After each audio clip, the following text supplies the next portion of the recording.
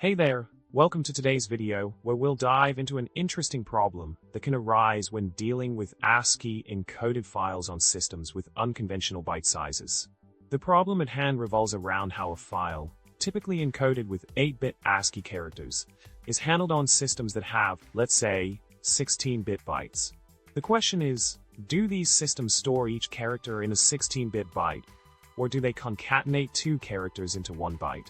Let's explore this intriguing dilemma together.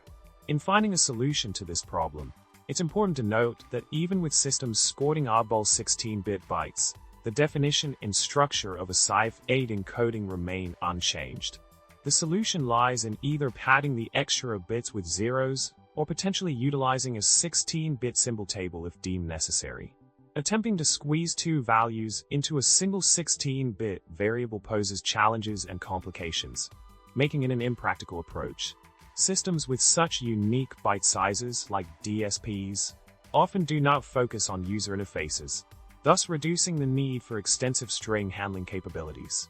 The solution to this ASCII file encoding dilemma on systems with non-standard byte sizes revolves around maintaining the integrity and structure of ASCII 8 encoding standards.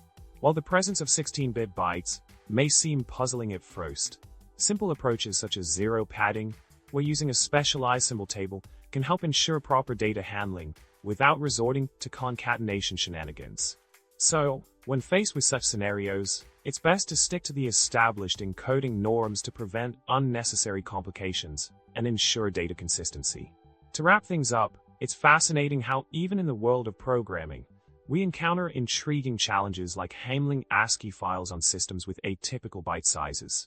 By understanding the fundamentals of encoding standards and approaching problems with logical solutions, we can navigate through such unique scenarios effortlessly.